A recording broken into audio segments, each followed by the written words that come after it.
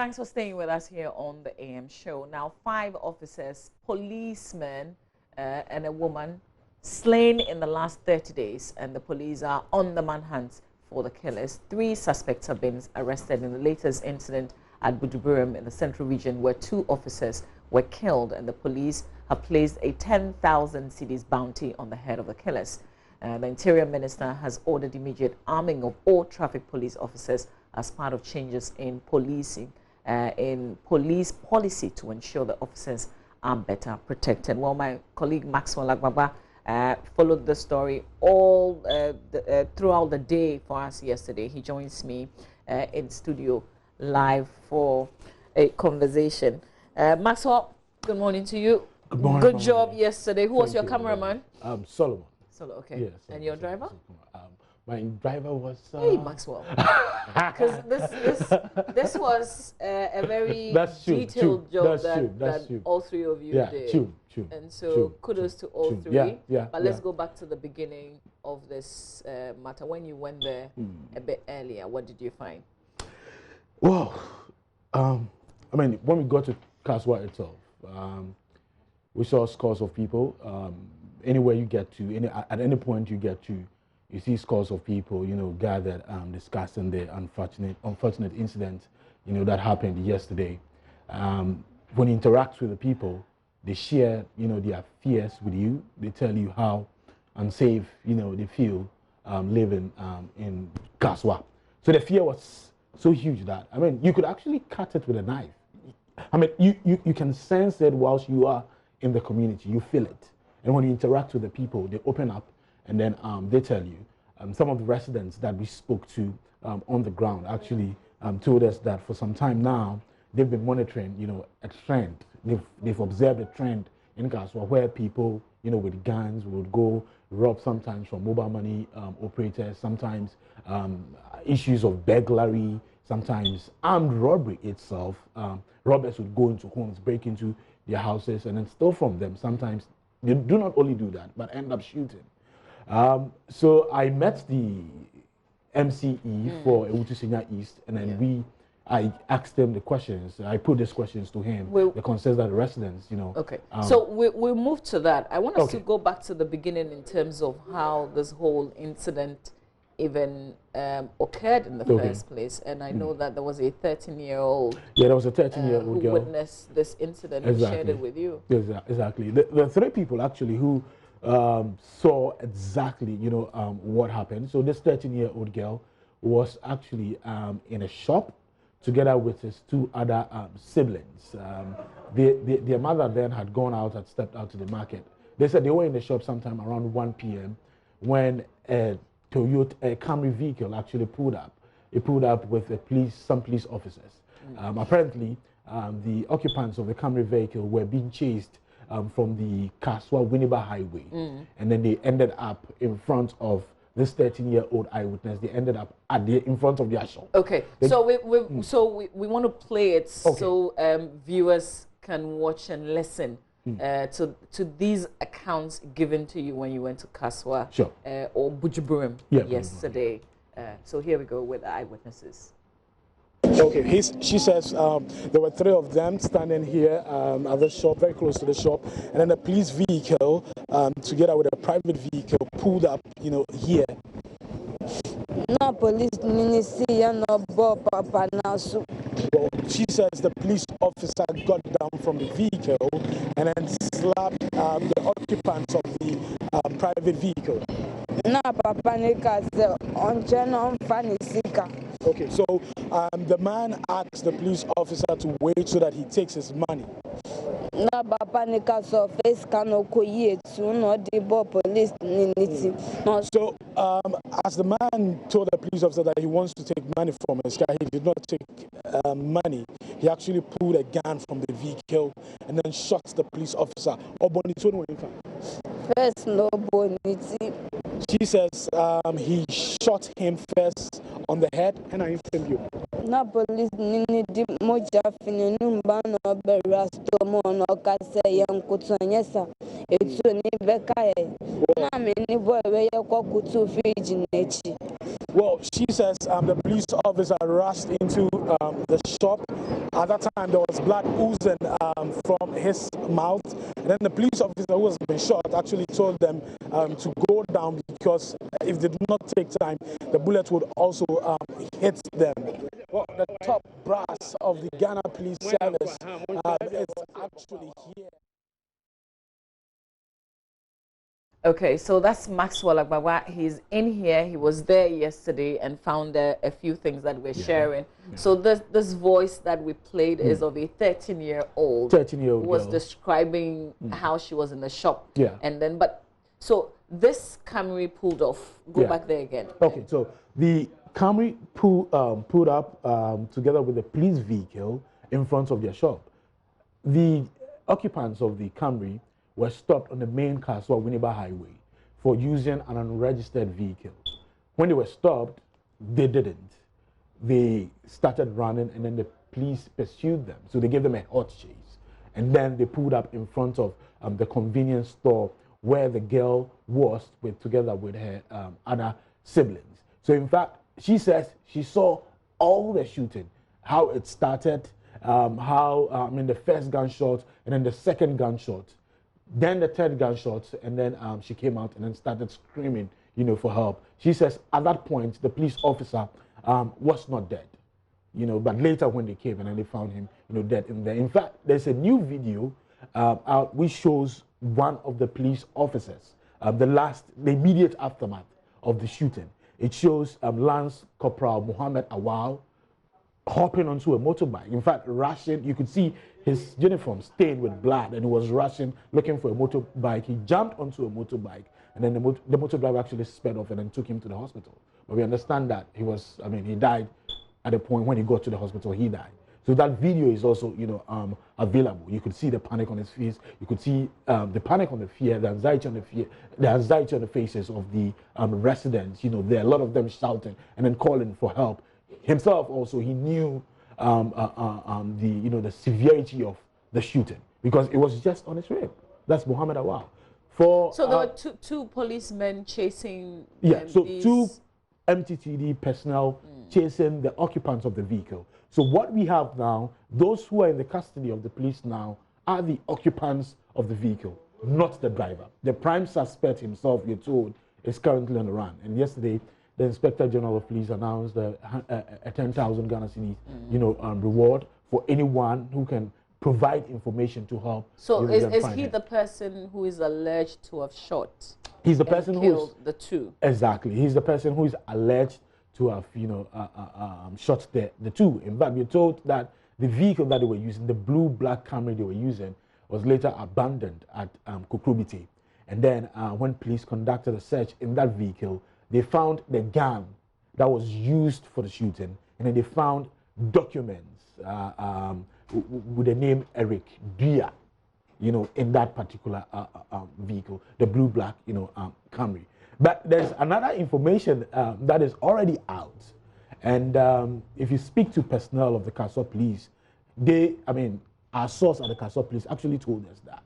And I think it's important for the police administration or for authorities there to also come out to confirm or deny that the gun that was used in the shooting had actually been used a week ago or some days, in shooting someone. But we're told that they shot the person on their hand, so it wasn't a fatal shooting. But could anybody just tell by seeing the gun? I guess investigations would reveal details of. We understand that matter was reported to the Kaswa Police. So this shooting happened within Kaswa. Also happened within Kaswa. That's what we are told. All right, let's stay with this one that we have. So these three occupants of the vehicle are now in the custody. Yeah, in the custody of the police. And in fact, yesterday when we got to the Kaswa police station, sometime around 9 a.m., 1 hour later, they were taken to their homes. One in Liberia Camp, and then the other at Block Factory. Are these refugees? No, they are actually Ghanaians. They are Ghanaians, and one I can readily, you know. So they were granted bail. Well, at the time that we were there yesterday, they were not granted bail. So when you said they were taken to their homes, as in to go and search their homes? Yeah, to go and search the homes. Okay, and, all right. Yesterday, in fact, the vehicle that was used in conveying the bodies of the 2 officers who were killed, you could still see blood stains on the seat. It's a police vehicle. And the police officers at a point were saying that, look, we don't have to clean it ourselves. Let them sit in the blood. Let them have a feel of, you know, what it is like. As in when they were taking when they were transporting them to their homes, there were blood stains on the seats. You know, to essentially do the search. Yeah. So these, unfortunately, the policemen who are now dead, were they carrying guns as they were chasing these guys in the Camry vehicle? Do you know? Okay, so these are MTTD personnel. They are personnel from the Motor Transport and Traffic Department, so they do not carry guns. Okay. And at the point that they were on traffic duty on the main Kaswa-Winneba Highway, they were not carrying guns. They were not. So I guess that's where the conversation about arming all police officers comes in. First of all, what did the MCE say? And then we'll go to the Interior Minister on the issue of the guns. Well, for the MCE, when we interacted with the residents, one of the concerns that they raised was that they are attributing the problem to what they call the influx of foreigners in Kaswa. And when I spoke to the MC was telling me that not really, he would not really describe it as an influx of foreigners, but really it is about how cosmopolitan, you know, Kaswa has become. So you have people from different, you know, background, all of them coming to Kaswa and then doing business in Kaswa. So aside from the central business district where you have a lot of people, you know, living around doing business and all of that, Kaswa is also more like an emerging melting pot of a sort, where people from different backgrounds come, you know, to come and do business. And if they come like that, I mean, they're coming from different backgrounds, so of course, different trainings and different upbringing. Some of these things you cannot, you know, control. But this vehicle, was this vehicle traveling beyond Kaswa? This vehicle that was chased that ended up in this within this vicinity where the police officers were shot. Were they traveling beyond Kaswa? Well, that has not been established. Yeah, that's not been established. All right, so let's go back to the issue of they not carrying guns. The Interior Minister said a few things to you. Yeah, so the Interior Minister actually, during a visit to the home of Sergeant Michael Jamisi, he instructed the Acting Inspector General of Police that police officers, on traffic duties should be armed henceforth. They should be given helmets. They should be given bulletproof vests. They should also be given guns. After he made that announcement, we got closer to him for him to clarify what he was saying. And he said, in times past, MTTD personnel were not allowed to carry guns on traffic when they're on traffic duties.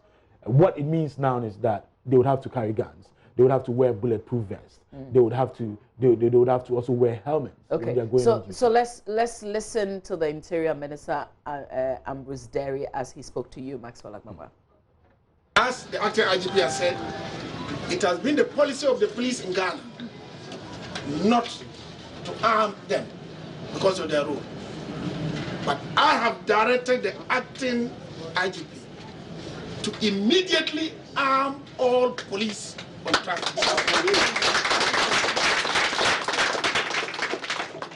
And to provide them with bulletproof equipment, the vest, and the helmets which they have received to enable the police exercise their right of self-defense effectively when they meet such callous and barbaric persons. Because all they were doing was to make sure that things went well. Reckless, and they were shot. If they were armed and protected, they will be protected in the chest and in the head because it has a bulletproof helmet. So that is the directive, that from now we would make sure that our police on traffic duties are armed. Not only should they defend themselves, but he also gives them the capacity to deal and fight violent crime when it comes their way. And so the IGP has got the order now, and I know he's going to do a good job to make sure that what has happened to Michael will not happen to any other police on traffic duty. So Michael is a martyr. Yes, we're going to arm them, but there will be tactical operational arrangements about how we do it. We've got some. You might have a team of 10. Even if you cannot arm all the 10, you would arm those that you can, and then those will serve as a cover for the rest. But in this case, arming them is 0. And you went with us to the side. You saw what happened there. So certainly we are working towards getting everybody armed, and we mean it. We are doing as much as we can. So the principle now is arm them, and we'll arm them. But there are some assertions out there, like you rightly mentioned, that the police personnel themselves have complained that if they don't feel comfortable wearing the bulletproof vest, so you can even make provision, and they may not wear them. I've asked them to enforce that, because the same police officers go on UN missions and wear them. So it's a matter of you. I've tried it on, and I don't think it's a big deal. And we need, if you need for special training for them to wear, we do that. But they wear when they go out on the missions, and therefore they should wear, and we're going to insist they do. And that's Interior Minister Ambrose Derry. After meeting and making that pronouncement, Maxwell, you caught up with him to do further explanation of this. But the police officers themselves saying that they're not comfortable wearing bulletproof vests? Well, I asked him that because of the comments that he made during his interaction with the family of Sergeant Michael Jamisi. He mentioned, you know, they had a police conference actually in Sugakope, and he said that actually came up during one of their discussions, that a police officer saying that they really do not feel comfortable in the bulletproof vest. So that's why I asked him that question, and he was saying that even if they do not feel comfortable, they will make sure they, you know, enforce it, because these same police officers, when they go on UN, you know, duties, they are always in their bulletproof vest, so they make sure, you know, they enforce it. What was the mood in terms of the policemen who had accompanied or essentially wanted to witness what the Interior Minister had to say? Well, what's the conversations that they've been having amongst themselves? Well, a lot of them are in support of the new directive that that MTTD personnel should start wearing bulletproof vests, they should carry arms, guns, and all of that. When we got to the Kaswa police station itself in the morning, that was the conversation amongst them, because some of them actually think that if these police officers were carrying guns, that possibly could have even scared, you know, the occupants of the Camry vehicle from even attempting to pull a gun to shoot them. But because they were not holding guns, at that point, they were a bit helpless, and the people thought that they had an advantage over them.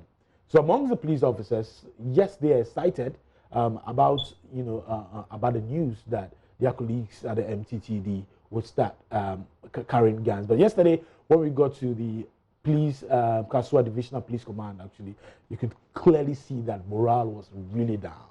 A lot of them, you know, hiding their teary eyes, you know, behind dark glasses. I mean, you could see some of them will take it and then clean their eyes, because these are people they've worked with.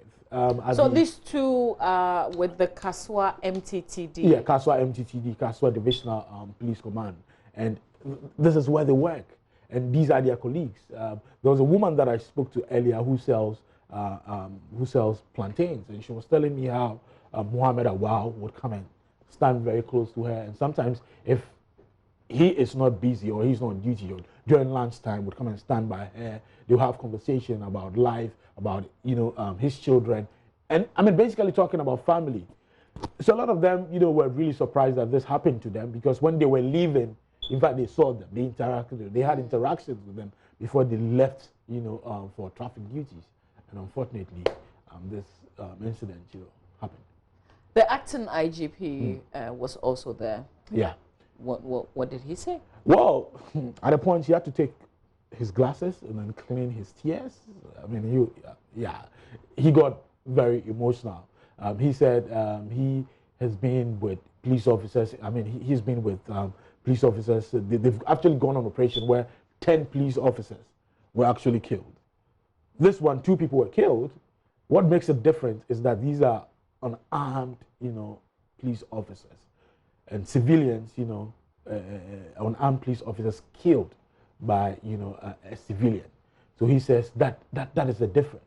And he mentioned that it is important for us as citizens, as Ghanaians, to help provide information to smoke out, some of these unscrupulous people within our society. Interesting. If you've just joined us, this is obviously JoyNews. We're discussing the issue of the 2 policemen who were shot and killed at Bujuburim. So these 2 police officers with the Kaswa MTTD, the Divisional Police Command, went on duty, tried to stop a vehicle didn't stop, chased them, and then they ended up being killed in the process. Well, there are a few things that we're looking at with this, what has happened, and one is this 13-year-old and her siblings who witnessed this shooting. Yeah. One of the angles that we're trying to follow up is the kind of support and help that can be given them, because as I listened for the first time yesterday, the narration, it was almost like she could see what she was saying. Yeah. And that thing doesn't leave you. Yeah. So I don't know how she was even able to sleep. When I interacted with her mother, she told me she's been crying. I mean, after the incident, she's been crying all night. And that also because when the police officer was shot, this 13-year-old eyewitness tells us that at a point when the policeman was dying, he told them that they should take cover so that they are not hit by the bullets that was coming from the driver of the Camry. So this is a police officer who was dying, but was still in the state of mind to care about other people, like children. So this girl, saw him dying, and it looks like this thing would definitely not leave her mind. And there's a little boy about 3 years, who was carried by the mom, who was also there. And this boy cannot talk. Like, he cannot talk. He cannot open his mouth. You interact with him, you call him. First, I mean, when I spoke to the parents were like, he was a very happy child, usually going around playing with his peers and all of that. But after the incident that he witnessed, he's unable to speak to anyone. If you're a stranger, you ask him his name, he'll just be looking at your face, just be staring at you. did you try to get help from somewhere? They haven't, the parents? Well, I know the investigators are working on the case, and they've been interacting with the parents of this, these children who witnessed the incident. When the Interior Minister got there yesterday, she tried interacting with them. I'm sure, definitely they'll get some, psychological help for them, because it's very important. The one I spoke to, the 13-year-old girl, she was crying throughout her narration. Yeah. Yeah. Well, I want us to listen to the acting IGP, and then we will come back and explore the other angles as well. Today I expect all Ghanaians to stand with the Ghana Police Service and have a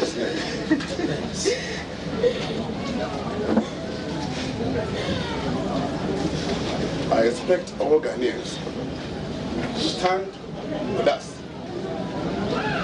against these cowards and criminals who will go to every extent to harm innocent officers.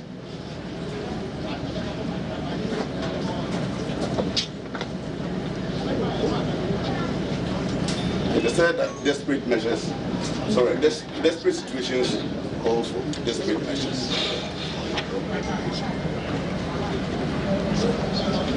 And therefore, we've had a rethink of our strategies.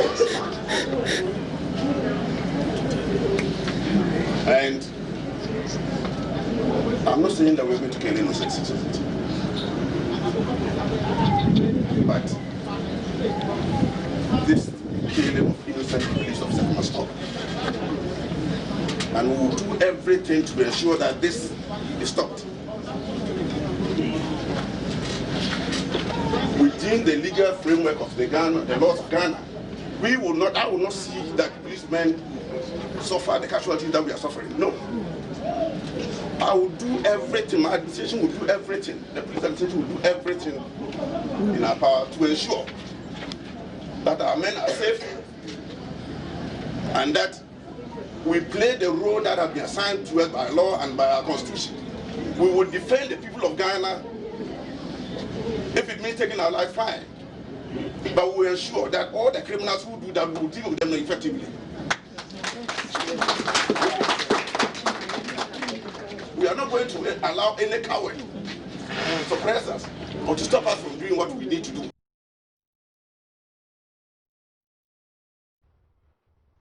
And that's the acting IGP who also left a conference at Sogakope, as well as the Interior Minister earlier. You know, when the statement came, they had dispatched the Central Region Police Commander to join other officers in visiting the families, but they did, you know, do a follow-up. This too brings the number to 5 in the matter of just about a month. And that's also raising a lot of questions. If the policemen who are supposed to be protecting us themselves are not safe, then are we safe? You know, that kind of thing. So investigations are ongoing. Bring us up to speed in terms of what the police have been able to do. If somebody missed the earlier part of our conversation, you were telling us about the arrests, the findings. Well, so those who have been arrested, 3 have been arrested, are still in the custody of the police. That's the Kaswa police. I'm sure definitely they'll be making plans to take them to court today, so that to see possibly, you know, they cannot be in for more than 48 hours. I'm sure definitely they are working. They're working on that. But the vehicle that was used in this this alleged crime was also abandoned. It was also abandoned at Kokobite. And then there were some documents you were telling me. There were some documents, on the gun registration, the type of gun that was used, and who in the person's name that the gun was registered. So the documents of the gun, and then what do you call it? Some other pictures and other things that were found. So was the gun itself found? Well, that we've not been told. Okay. Yeah, that we've not been told. But the only thing we know is that they found the documents registration, you know, for the registration documents for the gun. That's what we know now. And then yesterday also, they took the suspects to their homes. A search was conducted. In fact, we tried speaking to our source. Well, we tried speaking to our source, but he wouldn't disclose that to us. He promised that they'll be doing that in subsequent, you know, briefings. So we're hoping to hear something from the police. In fact, we are interested. We really want to know indeed what they found when they, you know, went to the homes of the suspect. But yesterday also, the IGP talked about how Kaswa now is more or less like, for want of a better word, a special, you know, case for them. In fact, the Interior Minister himself stated that they've reviewed the structure and how they go about the operations, and what they are looking at doing now is to, you know, augment the security in Kaswa to provide more police, you know, personnel. In fact, when I spoke to the municipal chief executive, he thinks that the population of Kaswa has now outgrown the number of police, you know, personnel that they have. So there'll be the need for them to increase the number of police officers in Kaswa. He believes that that is one of the surest ways that they can nip, you know, some of these things in the bud. I think one of the biggest issues also coming out is the Interior Minister giving that directive for personnel of the MTTD to carry guns when they go on their traffic duties, because as stands, they do not. Do we know when that directive would take effect, when we'll actually see them wielding guns on the streets? Well, he said he has given the order for that to be done immediately, but I think that will take some time for them to be able to. So we wait to see. Yeah, we hope to see, because I personally observed today when I was coming to work, I was looking out for MTTD personnel with guns and helmets and bulletproof vests. Those I saw on my way to work. we're not holding guns. They were not able to Which guns. routes are you talking about? Okay, so I'm talking about the South Makati Kanishi route. Okay. Yeah. All right. But we are hoping to see how they would implement Absolutely. this. Yeah. All right. Here at Joy News, we're joining in the condemnation of the murders of the policemen and declaring our support for them as they seek out the perpetrators. Find our social media handles, the IStandWithGHPolice hashtag, and also declare your stance on the matter, because despite the killings, the police, as they always do, are being deployed as we speak to protect life and property. Stay with us. When we come back, it's Dear AM, our relationship segment, where one of you writes to us about a relationship issue that you have. We'll see how best we can help you resolve it. Stay.